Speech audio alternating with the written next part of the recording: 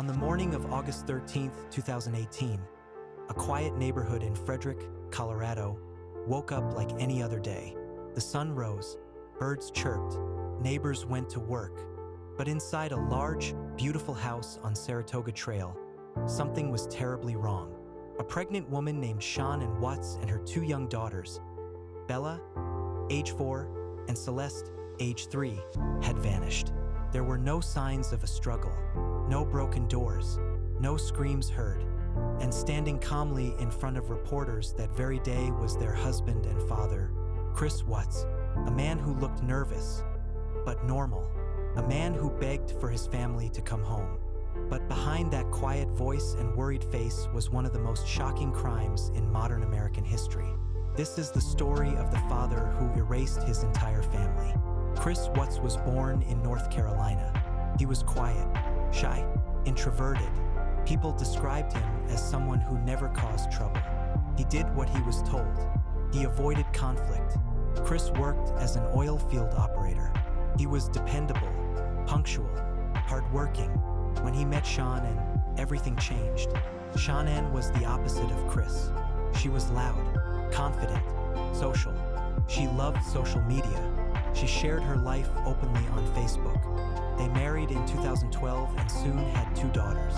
From the outside, they looked like a perfect family. A big house, cute kids, smiling photos, and happy posts online. But behind closed doors, cracks were forming. By 2018, the marriage was struggling. Money problems were growing. Arguments became more frequent. Shannon was pregnant with their 3rd child, a baby boy they planned to name Nico. But Chris was changing. He started losing weight, going to the gym, and dressing differently. And then, there was another woman. Her name was Nicole Kessinger. Chris met her at work. At first, it seemed innocent, but soon it became an affair. Chris felt something he hadn't felt in years: freedom. With Nicole, he imagined a new life. A life without responsibility, without debt, without kids. And slowly, a dark idea began to form in his mind. On the night of August 12th, Shannon returned home from a business trip. It was around 1:48 a.m. Security cameras showed her entering the house for the last time. Later, Chris would claim they had an emotional conversation. He said Shannon told him, "You will never see the kids again." But investigators found no evidence to support his story. What happened next was far worse than anyone imagined. Chris strangled Shannon in their bedroom. She was 15 weeks pregnant. She never fought back. Chris later said he felt calm. Then came the children. Bella and Celeste were still alive. Chris loaded his wife's body and his daughters into his truck. Bella asked, "Daddy, what's wrong with Mommy?" Chris didn't answer. He drove for 45 minutes to an oil site called Survey 319. At the oil site, Chris murdered his children. Celeste was killed first. Bella watched. She begged, "No, Daddy." But Chris continued. He then placed his daughters' bodies into separate oil tanks, each only 8 inches wide. Shannon's body was buried in a shallow grave nearby. Then Chris went to work, as if nothing had happened. Later that morning, Shannon's friend Nicole Atkinson grew worried. Shannon missed a doctor's appointment. She wasn't answering calls. Nicole went to the house and called police. Chris arrived and acted confused. He said, "I have no idea where they are, but something felt wrong." Inside the house, Shannon's purse was still there, her phone was left behind, and her car was in the garage. Chris gave interviews to the media. He smiled awkwardly.